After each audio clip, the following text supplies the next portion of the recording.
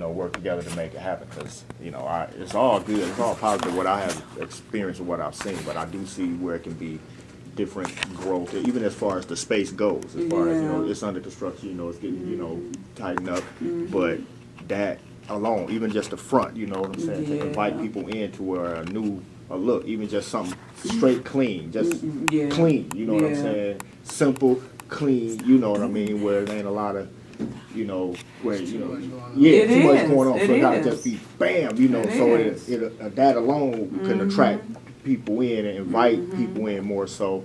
And I do a lot of this work, this is what I just was doing. I mean, I do all type of construction that I hate, but no, I love it. My father taught me, I could be able to do that all my life, but I'm not gonna do this all my life because I'm supposed to be doing this music and this entertainment and interacting like that. That's my passion. This is not my passion, this is just one of my skills, my trades that I use to get paid, but I'd rather get paid doing what I love to do more, and that's anything to do with this music. And like I say, so I'm willing to keep on putting in what I got, the time and the effort to do what we got to do. I got a few different things, but it's so much on the table right now to try to organize, and that's what I'm in the stage of right now, just trying to organize my basic day-to-day things so I can start fitting everything. Like I was telling her, I used to write down everything the night before what I was supposed to do the next day, and it made everything so much easier because there's never enough time to do what you have to do every day, let alone what you need to do or what you want to do or whatever. So just to scratch off one little thing, like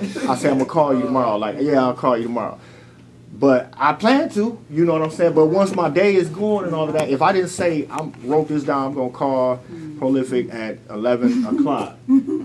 I might call you, I might not, you know what I'm saying? I planned on it, wasn't no person, but you might be like, man, call me, you know what I'm saying? I've been waiting on you to call, it ain't even on my mind, but it's like, that's the whole thing, man. I had a meeting at my son's school today, it was like 8 people all in there, and me and then the lady, all of them had their computers on, the lady said a date or something, she would put this big ass, boom, all the dates, okay, I'm like, man, I remember I used to do that. I got to get back on track, because it helps you keep everything organized on a day-to-day basis. Because just going off the cuff freestyle like every day, and it's just built up. It's so much stuff that I done forgot that I supposed to have did. You know what I'm saying today? So I'm just trying to get that focus so I can be a little more, productive and be able to contribute more. But it's crazy. But the organization and the writing, everything, just physically writing something down, makes it so much better. Like him right there, that man. Hey, that's it's simple. Even if it'd be just like a list like this, maybe 10, 15, 20 things. It was the simplest stuff. First, I thought I had to put all the important stuff, and it wasn't that.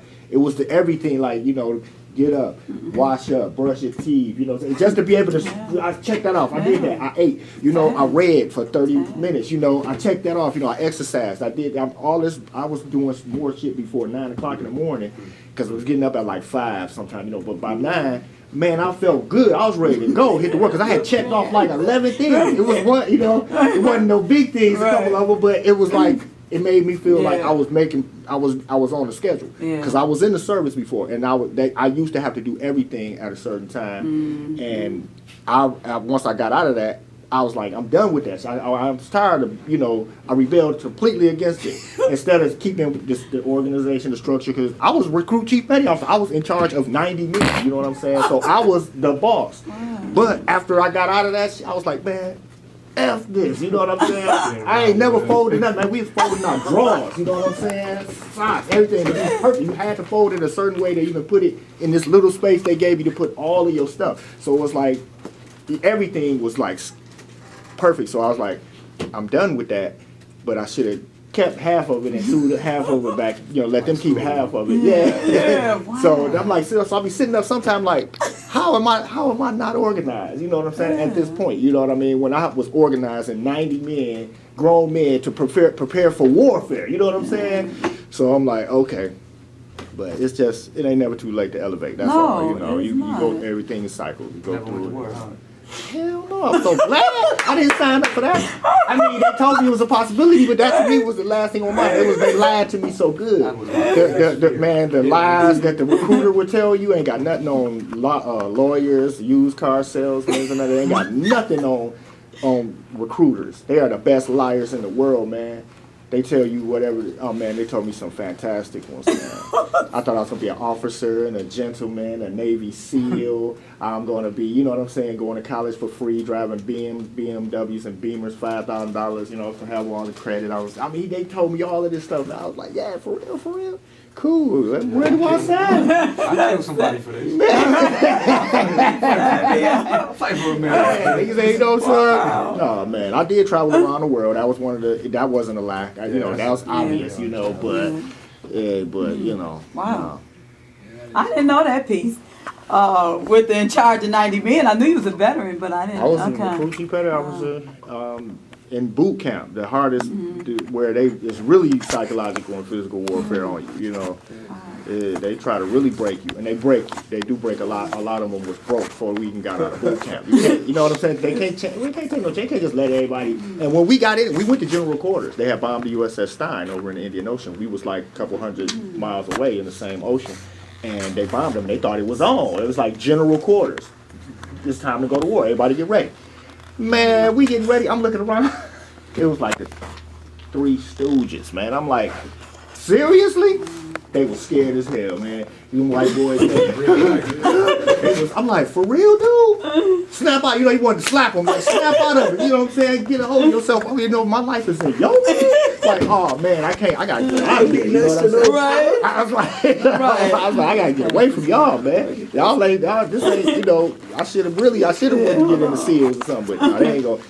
They tell you that, but they trace back your grandmama's mama's history. Oh, your grandmama's mama jaywalked when they first invented street lights back in the day, so you don't qualify for to be a Navy SEAL and all of that. It's like, damn, y'all check back that far. You like, but you know, my boy DJ Johnny Juice, he was a SEAL though. He DJ for Public Enemy and producer. We was out on tour with him in 2012. He was a Navy SEAL. He made it through it. Just to make it through that training though alone, That is so tough. that's the worst. They literally will take you and drop you in the middle of the ocean. Be like, see you when you get back. You like what? Over there. I like that But movie. a couple of them. What's one of the movies they showed it? That movie And where they showed them guys. They was when they was training them. And, man, they will break you down. That was like the Watcher or something, the Coast Guard, right, Lexi? Where they dropped the guys in the middle of the ocean and they had to swim back. Was it called Coast Guard? That's what I wanted. The Coast Guard was after me Yeah. too. I wanted to be in the Coast Guard. I wanted to be stationed on Belle Isle. I thought that was the coolest ever. To be stationed on Belle Isle, I'm like, yeah, put me in the Coast Guard. But no, I didn't even sign up for that. I mean, I took the ASVAB test in school to get out of half a day of class, and they just started hitting me up, man. They coming to pick me up, breakfast, lunch, dinner, just lying to me, all of them. And I just picked them. The Navy, they told me the best lie, so I wanted this one. Okay, now you did. I remember that you said that. That's right. Now, the beauty of it is, like he said, you definitely can work full time and build up your career to the point where it becomes full time. Always remember that, because it's just maximizing that time. So I did the same thing. I'll write my schedule down. I still write my schedule down and everything. But have it. The reason why you want to have it posted, like I do a lot of posts with the thumbtacks and everything. The reason why you want to have it posted on the wall somewhere is, and put it at night, because at night while you're sleeping, whether people notice or not, if the TV is going, your brain is still operating. It's not able to rest. Definitely. So that's why it's good to turn the TV off. Definitely. And when you are sleeping at night, now that schedule is already on your mind. And then when you get up in the morning, it's already kind of put that schedule into a certain type of format. Whereas, okay, this is real important. This is because you always want to do the important things first, the real important things first, and then those other things, if you can push it to another day, just in case you didn't get through to the rest of it, then you can do that. But it's real important to write your schedule down. Now, this is something we gave out. So if everybody want to look at this, yeah, I can share that one. This is something we gave out at the holiday gathering at the end of last year. And so this tells you the full-fledged open mic schedule. Again, you guys, y'all a little bit longer, but it's only 6 open mics that people will be on. It's 6 months, it's once a month, it's only 6 open mics that they'll be on. Okay, so in the event you can't make it to one, have one of the other co-hosts help come along. Oh, Donnie, stop! Don't do that. Don't do that, please. Thank you. Just call one of the other co-hosts and see if they can fill in your spot, so that we're not trying to figure a lot of this out at the last.